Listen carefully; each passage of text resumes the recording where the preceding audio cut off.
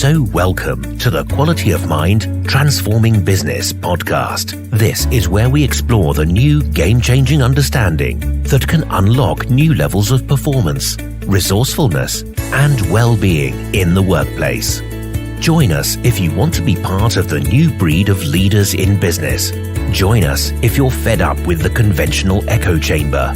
And join us if you want to be part of the new revolution in understanding how the mind works and recognize that we are more than just our psychology and that can lead to better results. Hello and welcome to the Quality of Mind Transforming Business podcast series. And today's episode, we've got another wonderful interview lined up with Dominic Scaffidi, who's actually already been on the show. And we had such a nice conversation, we've decided to have another one. So I would recommend that you go and check out our previous episode Dominic and I did. And I'll get Dominic to say a quick hello, but you can see more about him in the show notes. So Dominic, just tell people just 30 seconds about your background and what you do. Okay, yeah. So Dominic Scaffidi, I'm from Toronto, Canada, and I'm an executive coach, and I do three things. So I've been self-employed just over 10 years as an executive coach, and I do one-to-one coaching, mostly with leaders and organizations. I'm also a team coach, so I can work with their teams, coaching their teams to higher performance and different outcomes. And then the third thing I do is I also train leaders, people managers on, the way I say it is on how to be a great coach rather than a good boss, so that they're able to use coaching in getting, different performance and greater performance and results from their people. And prior to coaching, I was 20 years in the corporate world, in large organizations. And so I had started in sales, but then I went into human resources. And the last corporate role I held was a VP of HR in a large organization here in Canada. So you've had, a really successful career inside organizations, and now you're sort of coming from the other side as a coach, going back in, helping people understand how they can get more out of themselves. We wanted this podcast to be a way to kind of describe what it is that we do, and how that's different to what we might call conventional coaching, or what we used to do. So I had sort of 10 years in conventional coaching, and now I've had 10 years in this type of coaching, and it's quite hard to describe. We're often doing it in kind of pre-coaching client interviews. And Dominic, I know you've got a really nice way of kind of describing it. So let's help people understand what it is we do, and take them through some of the things we might talk about if they were contemplating using us as a coach. Yeah, thanks, Piers. It is a challenge when, and like you, I was trained in coaching, early on and had a more traditional approach to it. And then, like you, once I began to see, it's kind of what we discussed in our first podcast, which is once I began to see what the actual source of the performance and results was that I was working with people on, then it just stopped making sense, the approaches that we were initially trained in. And so that's kind of, I think, how you and I arrived where we are. So, today when I'm having these coach interviews with potential clients who are thinking of working with me, I try to, there's three things I keep in mind that I think is important in the conversation. The first one is not really unique, because in any coaching, this is important, but I want to include it. And that is that there has to be an important and valuable objective to the coaching. So in other words, really, what is coaching about? It takes you from where you are to where you want to be. So this is the reason clients reach out originally. They basically have something they want that they don't currently have, and they want to have a conversation with you about working with you about getting that. So that has to be in the coaching. And that's typical though. That's on any coaching. But the key starts with point 2, which is there's a million ways to get there. So usually you say, well, I've got this problem. I want a coach to work with me. I've just been promoted and, I'm expected to work at a different level than I used to. So I want to work with a coach to sort of get me there. So there's different ways that coaches go at it. But number 2 in our point is that the way we're going to work at it, I'm going to use a term, I'll say it's about transformation. But what does that mean is that all of our coaching is actually going to be about you. So when you say that it's because your sales, you want to work on increasing your sales, or you want to look at integrating an acquisition, I hear you, right? And I know we will be focused there. But point number 2 is at the end of the day, what the result of coaching is, how you're going to get your objective is transformation. We will be focused on you. And the thing that will be different at the end is you. And so that's number 2. And then number 3 is, if we do this right, then number 3 becomes that you will realize that you don't need a coach and you don't need coaching. And this is really an important place for me as an overall objective of where you are left at the end of our time together, is that you are left in a place of realizing you don't need a coach and you don't need coaching. And we'll say more about why that one is critical as well. But that's kind of... Okay. So we got the 3, that there needs to be an objective or a desire for the coaching, that the coaching is going to be transformative and all about you. And that thirdly, actually, you realize you don't need coaching. So we've got those 3. So let's pull those apart, right? So I'll start with the easiest one, which is the first one. So I guess the only thing I would ask about that is that, from what I find is that a lot of people do have a very set objective or outcome or goal, as it's called, or the organization does. Although sometimes I find people have, they don't always, and this is the more senior they get probably, but they don't always have a specific thing. It might be a sense that there's more to get, there's more mojo, that they're slightly off their game, they're not quite feeling it. So they don't always come with a very specific, tangible thing, but there's definitely something valuable they know they're not quite getting. So it might be a bit vague. Now that's great. Yeah, that's really good. And I noticed the same thing. It's kind of, if you go more senior, it becomes less specific. Yeah. And I think there's a lot of reasons for this, but I don't know, I'm making this up, but it could be that by the point where you've achieved everything you said, I've achieved this promotion, that, and then you start to be, at that point, you probably realize that it's not about that.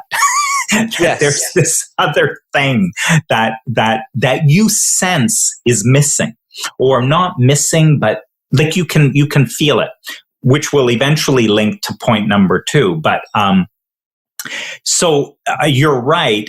But by the way, the client always can show up exactly where they are. So I have clients where we start and it's like, boom, this is what I need. Listen, it's so simple. My focus is I've been mandated to do such and such, so I have to make this project work and deliver it on time and in budget and whatever, right? So the coaching, you got to support me to do that.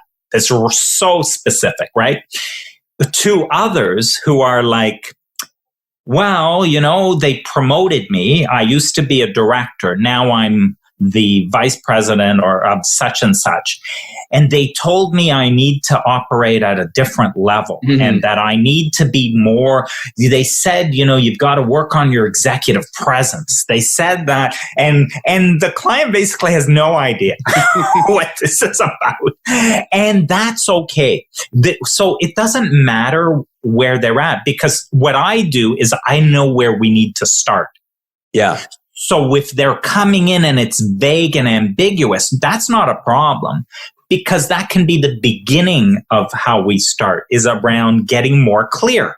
I think that's right. So the way I would hear it with number one is I would always listen, understand, and respect their number one. But because of numbers 2 and 3, which we're about to describe, I wouldn't get too bothered by what it was. Right? Because you need to respect it because it's where they're at.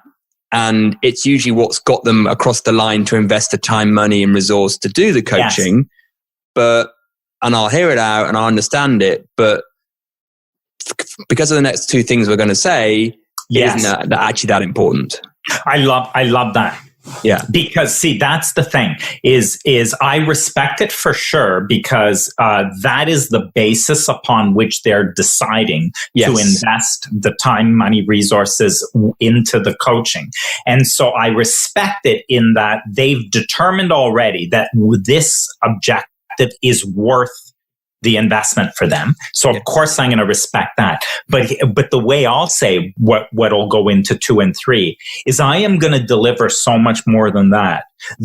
That will be so that the coaching will deliver far more than what they came in with.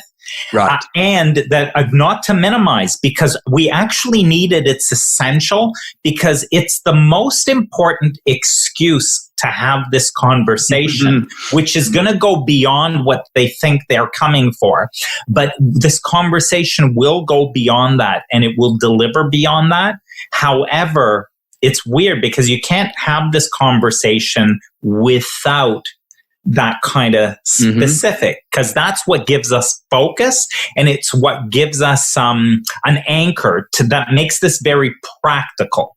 See, otherwise in number 2 and 3, we can turn into just a wide-ranging, directionless exploration of nothing. So number 2, right? So we're getting into the meat. So number 2, we talked about what we do as being transformative, right? Now, the word transformative has crept into coaching in the last sort of 5, 10, 15, 20 years. And I was using it back in the day when I didn't really know what it meant, right? It just sounded like a nice word. So chuck it in the marketing, right? Yeah, it's transformative, better than not being transformative. Now, let's just get really clear with people who are listening now. When you say transformative, or when I say it, because I know it'll be the same thing, what do you mean? So what is going to you come with an objective, and how I know it is that your current situation, sales or a challenge in a project, is all sourced in you. So, and even, with the title of your podcast, right, which references mind, right? Yeah. And so what we're saying is that where the challenge exists, where the problem actually is, it sits in mind, and that's where it is a problem. So what our work is going to do is a transformation or a change that is going to happen, as opposed to us working on this challenge using strategies. Typical, what I used to do before, right, is you come with your challenge, and then what we would do is just come up with, we would do coaching, and you would think of another approach and something different you could do, and what strengths do you have that you could rely on, and we could apply those, and so where we're anchored is the problem or challenge, and what we were trying to do was change it, fix it, improve it, all of that. So, but in this kind of coaching, my attention is all on you, your mind, the way you're seeing it.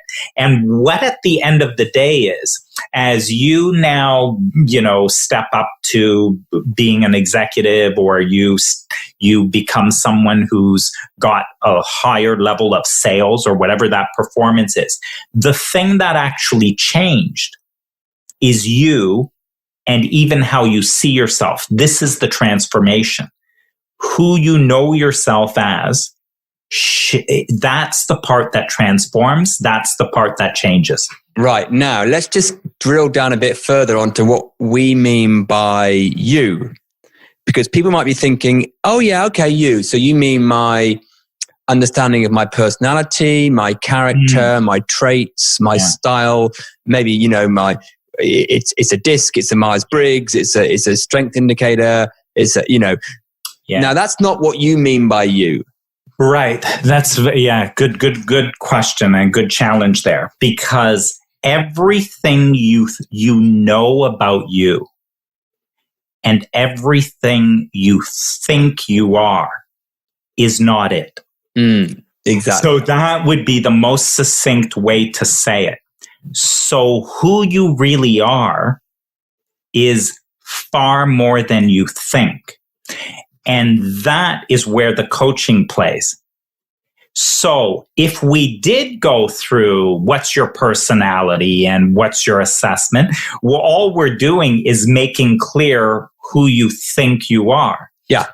Which is not, by the way, again, in the past and in other ways of coaching, there is it's helpful, now you got these other things and you could apply these strengths or these skills and it can solve the problem. But this isn't exponential, right? What we're really going for is that who you are is far more than you think. And so imagine expanding into far more than you think. Like, how big a problem would increasing sales be for someone who is far more than they think? For someone who is who they think they are, well, now we're stuck because that's all we can play with, right? So if I stay there with the client and all we're going to work is on who you think you are, and so we'll do some assessments about that, and then we'll look at different approaches that who you think you are, could use. I mean, we're so limited in that. I mean, it's like kind of, if you use a computer analogy, it's like just rearranging things on the desktop, maybe a new bit of software, right? But we're talking about firmware change. Oh, nice. Or, and I think it can be useful to do those kind of things. Yes. But the reason you and I don't do that anymore is it would feel like disrespecting the client. It would feel like we were not bringing out the most important thing, the most important leverage point. Oh, right on. So if you want to leverage change and progress and well-being and performance, it's just nowhere near as powerful to work at that level of you. And the level that we're going to be talking about brings a whole different order of change. Okay. I love your metaphor. Could be so useful, actually, maybe in getting to that, like even fleshing that point out a bit more. It might hit on point 3. When you said computer, I think that's such a good metaphor in how we might work with clients, how we used to work with clients in the past even. Because if you look at your computer, there is a physical element to this, which we could see is the hard drive capacity in terms of memory and all of that. And we could see the processor, which has a certain speed and all of that. And you know what? If we're working with different clients, we can see this. We can see a hardware difference. There are some that have a different level of, education. They have a different level of smarts and intelligence and all of that. Like they have different ways, a different resource they're bringing. Yeah. Whatever the scenario, right? Now you take a computer and you go a level higher and you say, but I could take that computer, but depending the data I put on it and the software I'm using, because if I'm using certain software, now I can manipulate this data. I can do these things. You really could do a lot with this computer at that point. So now if we get into psychology and thinking and the models and mindsets, well, that's all there. This is fantastic, right? We can accomplish a lot. And then we can say, I know, but if you just took that computer and you just hooked it up to the internet, you have I don't even know how to describe that. Because if you took this thing and hooked it up to the internet, you are now tapped in to an infinite intelligence that is beyond anything that exists here, beyond anything you know, any kind of software you can apply to it. And when you do that, now look, I can even take 2 different computers. I can take a weak one with low memory and poor processing speed, and another one which is, way better in terms of hardware and software. And if I hooked up the cheaper, less capable one to the internet, I would exceed the results. I could exceed the results that you are getting from the other, because all of the potential exists as you hook up to the internet. And I'll tell you a funny one, because I was actually using this very metaphor with someone the other day. And where we came to the conclusion was, which is funny, is you're just taking it a little bit further, is the only problem where the metaphor falls down is that the internet has actually originally come from people's hard drives. Yes. Right? Now, what we're saying, this version of the internet and this metaphor is actually fresher and more unlimited than Google can ever do. Right. Even Google somewhere is a hard drive. I don't know how it works. But we're saying, imagine an internet that has no known edge. That's what we're hooking you up to. Right. Yeah, that's and we're hooking you up to that. And it just so seems that when we hook you up to that, you get smoother and less buggy access to your hard drive as well. Yeah. Right? So all your learned skills, your conceptual mind skills, all the things you've learned to be a good executive, they actually seem to come a bit smoother and less buggy. Nice. So you get better hard drive access and this truly infinite cloud. Yeah. Very good. And you're right. All metaphors break down. And so you're right. Because even the internet, it's got a limit to what it is, because it's a limit of what everyone knows already and what's there. What we're talking about is that was on point too, is you are always you are far more than you think. And that means, which will hit number 3, but even after we do our coaching and you now see yourself as something else, which means now you know yourself differently, right? So you think differently. What I'm saying is, that's not it either, because you are far more than that. So this is the part where it is literally, and where the internet metaphor falls apart, because it's like, no matter what, even in the internet, it is far more than even that. So it's an access to something that's further, and this is. So why does our coaching go there? Is because we know that this is every one of our clients. And we used to work with them on maximizing what they brought. We used to work with them on, they would show up with their hardware and software and data, and we would work with that so that they could solve their challenges and problems. But once we discovered, this may go back to the beginning that you said, once we discovered that every one of them has this hookup to the internet, how, as a coach, it wouldn't make sense for us for me to stay with a client, just working on what they show up with and assessing it and doing these tools and figuring out how we could clean it up a little so it works faster. And, like it just is a waste of time to stay there when so much more is available. And I think what's also interesting is the way that happens is that there's I'm going to use the word magic, that there's a secret sauce to the ease that happens to someone once they see it, right?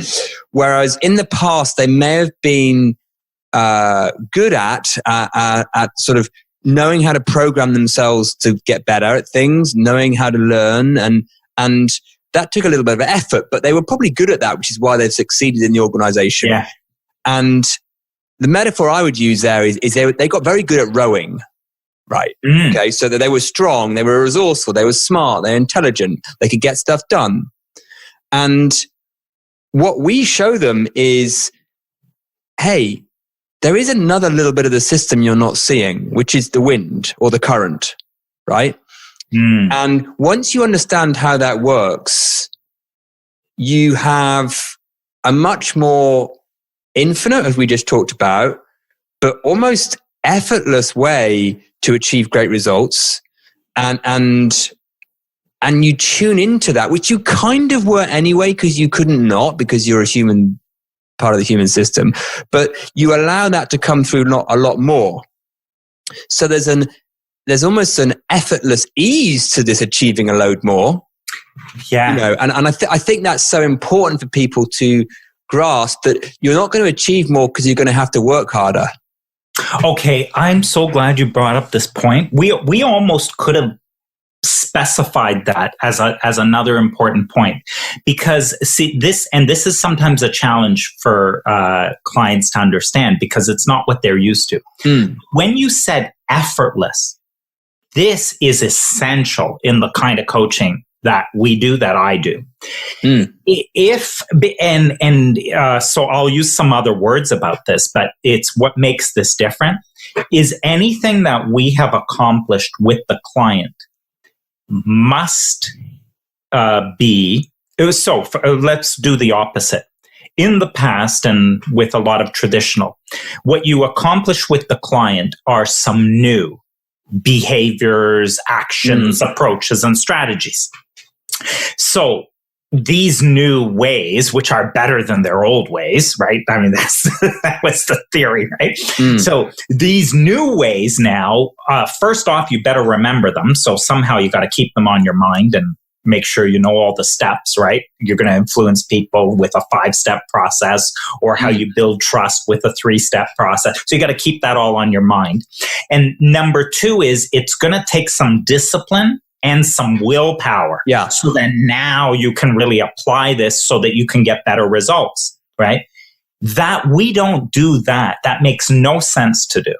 And so when you said effortless, this is essential to the kind of coaching we do. In fact, the effortless element is almost the only thing that tells me whether we got it right or didn't. Like if I ever hear a client come back, from one session to the next, and they said, oh, you know what? I really struggled to apply that new thing I was going to do or whatever. I'm like, oh my God. Yeah, no, that was a failure, because that was not it. Yes. And I think it's such I'm the same. You can tell where your client's at by how they describe how it's been going for them. And if it was just, it's almost like, well, yeah, that just happened. They almost shrug it off. They almost don't. Yeah, that's the problem. Because it didn't come with the effort, they almost disrespect it in a way, because it became so easy. But then you have to remind them that a few weeks ago, they were really struggling with X or Y. Right. And then they're like, oh yeah, that's not really an issue for me anymore. I'm like, oh, that's interesting, because it was back then. And they go, oh yeah, it was, wasn't it? Well, that's odd. It seems just to be different now. And then they also get things happening that they weren't necessarily looking for, but have just turned up. right? Right. You know, right. so you'd be working with someone on, you know, having a better relationship with their team or their boss or whatever. And they'll go, do you know what? I'm just exercising a bit more at the moment. And you're like, well, we never spoke about that. Yeah, I know, but I've always wanted to. I just didn't get around to it. And now I seem to find a bit more space in my day.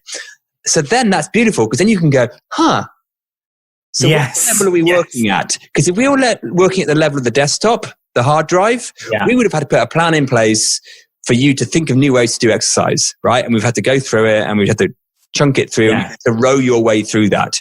But you've just told me that's just turned up. Well, that's another clue that it's transformative. Oh, I love that. Is such a clear example that the impact of this starts to hit on far beyond, and right away they can see the impact far beyond. This is actually what I'd say is one of the challenges in the coaching, again, in this this approach versus the old way. So in this kind of approach, the client in a way doesn't notice some things, or they dismiss it, right? So I can remember this challenge that was overwhelming with the relationship with their CEO. Oh my God, it was like so in the way. It was a problem, this challenge that was on. And in the coaching, it was just this big problem. And a few sessions in, maybe a couple of months in or whatever, the whole thing was a non-issue. And here's the funny part, right? So as a coach now with this, see, I pay a lot of attention to that. And I invite the client to explore that, because that's where all the gold is. See, that whole thing transformed, and why? How did it transform? What happened there? So there's a lot of gold in that. Yeah. But the clients don't notice it, or they dismiss it. I don't know. I guess he's changed. Now. And when you do that, you lose all of the sort of the realization of what in fact actually happened. Because it's to do with attribution, right? Now, we were just talking before we pressed record, and we were recording this in May 2020. You know, COVID's big here, right? If you listen to this in 5 years' time, we're right in the middle of COVID, right? COVID-19. Now, attribution is so interesting, isn't it? So things have been happening in the business world, and then, you know, where people have built a hospital in 8 days, and they've probably done amazing things in Canada too. And people are putting that down to, well, it's because of COVID, right? Necessity breeds innovation. Now we would go, whoa, stop. No, it's not to do with COVID. That's just attribution, right? It's to do with what we're talking about in terms of what you truly are. Yeah. And what you're truly part of, right? Yeah. So I think people might be attributing things to the wrong thing. So like that guy sees his boss differently, and he's gone, well, maybe the boss had 2 weeks holiday, or exactly. Exactly. His wife started being nice to him, and now he's being wife, but no. It can't ever be that. We can say with total certainty it can never be. Right. Well, and I think a COVID example is a good one, because I had a client who was the, so they were the SVP of marketing in their organization. And so then they said, and this was in the early days when the whole lockdown started. So I think our coaching call was 3 days in, 4 days in. And so they came on and they said, wow, I just can't believe what's happened. I can't believe that in a span of 1 week, they said, if you had talked to me a week ago, I would have told you for sure that the way this work that I do, it must be done in the office. It's not possible to do it out. The way I work with my team is we huddle, we get into rooms, we whiteboard things. And so I knew for sure that that's the way it was. And there wasn't even worth a conversation about anything other than that. And now this VP says, now here I am, less than a week later, and I have a realization that I could actually do my work and lead this work from a beach. I could be on a beach and do this. And I would never have believed that that's a possibility. So when you looked at that, and when she looked at it, she says, how could that happen? Because it was truth for me. She says, I wasn't even exploring it. It's just what I knew. I knew I was in this kind of a career like this, and this was what it was. And I had no way of operating other than that. And people sometimes said to me on my team that, you know, they wanted more work from home or they wanted other things, but I shut it down. And I shut it down because I knew it wouldn't work. It had to work like this. And so now in this span, all of a sudden it's working and it's possible. So, you know, the easy is you say, well, you know, you had no choice. COVID came around, all of that. But where we got to with that in exploring it is realizing that everything you ever see as a barrier is literally only in your mind. What COVID did, what happened to her didn't need COVID. Right, exactly. That's the part that she could see. It's not that it was necessary. You could have done that a week ago or a month ago. Like, you have the possibility of literally having your entire world change because you're willing for your mind to be more open and for your mind to change. And that can happen anytime without anything forcing it or triggering it from outside. It's not required. It's not necessary. Who you are is that kind of potential. It's a great example, isn't it? Because those, what I would call invisible lids, right? So she had this, what I would call invisible lid, like, you have to work this way. Yes. It pops. Now, because it popped for her, you know, she looked around to see what could have caused that. Oh, it must be COVID. It must be that. And what we're pointing our clients to see is, no, it's always the mind. Always that. Right? And when we're really boring like that as coaches when we get into this, because we keep needing the client to see that, right? Because when they see that, they get to number 3 of your list. Is, oh, it is always mind, right? And everything is. And the more I see of that at a realized level, the more I realize the expansiveness of what's possible. And hey, presto, actually, although I love the coaching, I don't really need it. Right. Because even that, and that's a really good example, because even that was an external, which if we're not careful, the client is going to attribute the change to the coaching. Absolutely. Yeah. So, and if they attribute the change to the coaching, you know, again, the value was there. They've achieved their objective.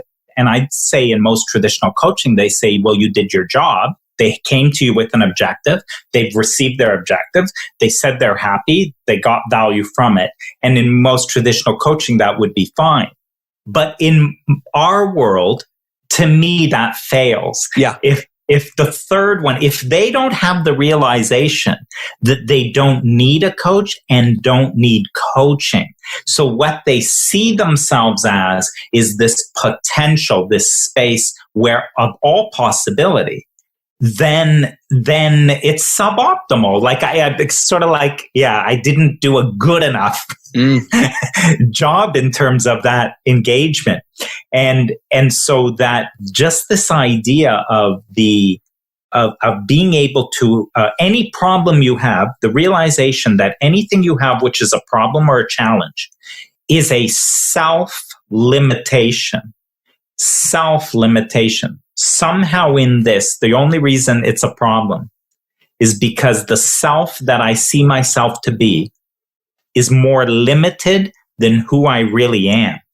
And from this limited space, this more finite, small space, I am not able to have sales at this level or to be able to lead that project or influence, the team or something like that.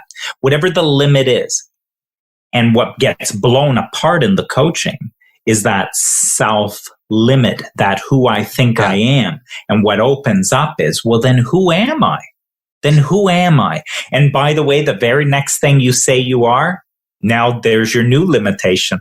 Because the moment you see yourself as that, that's another limit. Well, that's right. And I was going to add a nuance to this, because in the kind of positivity brigade that I used to be in, and let's bust through who the best self is, and let's reach our potential. They would say that, right? Yes, I know. Mantra, the same words get used. Same words. Now we want to make a nuanced difference, and we're not going to get time to explore it in this podcast, but we're going to have to do a part 3.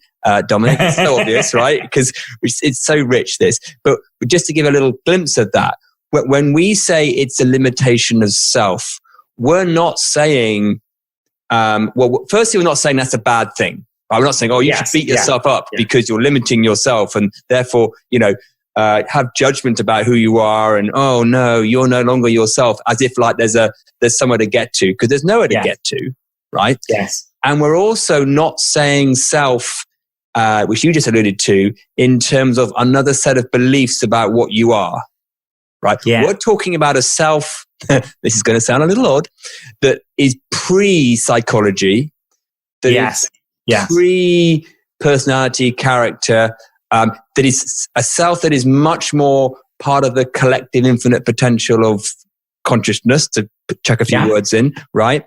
And that's what we mean. And when people get an essence of that, which might sound highly complicated, actually it's beautifully simple. Once people get an essence of that, then they're sailing. Yeah. And then they don't need the coaching. Right. They, so I think it's I'm just trying to debunk these words like transformative, limiting self, for our version of them, right? I'm glad you're doing that, because that is exactly, these words are used a lot. And so and you're right. It would, in a lot of cases, it means, come on, you are your best self and you're keeping yourself small. And, so those words get used anyway.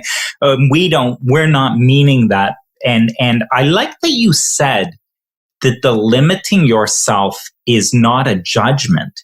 Because in fact, it will always be that way. It will always be that way. There's nothing to judge about it. You will never, in the rest of your life, ever be expressing and being all that you really are. Yeah, isn't that exciting? You will forever be a limitation and finite expression of all that you are. And that is not a bad thing. No. There's nothing wrong with that. That is how we are living our life. And there are some people we see that are extraordinary expressions of what it is to be human and what they do. I mean, we see it. We may even look in our own family and see our mothers and, what they did. I look at my parents today. I'm actually an immigrant. I was born in Sicily, but I look at my parents and I kind of think about, they moved as immigrants and didn't know the language, like all of that kind of stuff. And you look at them and you think, how did you do that? Like, how do you get to that? And then that they came and they worked and did some stuff and put kids through university, like these things that are way beyond who they were born as is peasants really in this little place with no employment opportunities, and then show up here. So you will always only be a limitation of that potential that you are. And the question is, are you accessing it? Do you realize that? And how much of that, or what elements of that are you expressing? I don't even like saying how much of it, because it makes it sound like, you should do a lot of it or something. And I don't mean that at all, but it's just. And it's fun, isn't it? Because what we're not saying is you must fix that. Right? That's right. Because that's right.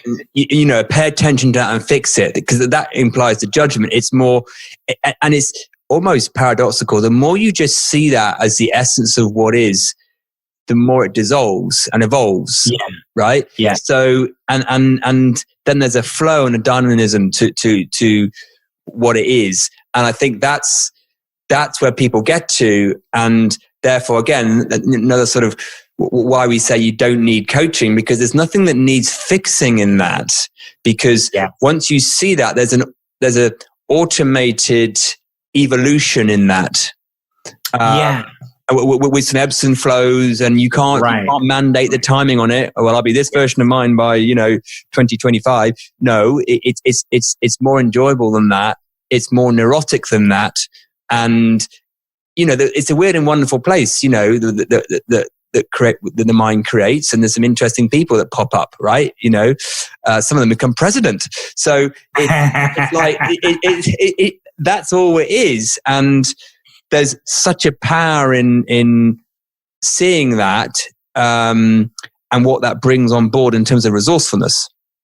And it really is, because once you see it, and again, if you're working like with a coach who's got attention on that, and this is in our coaching, is noticing that, not dismissing it, pointing there, is sort of seeing that as a bigger point in the coaching is what you're going to get there. So you came with your objective. I know. We're going to do that.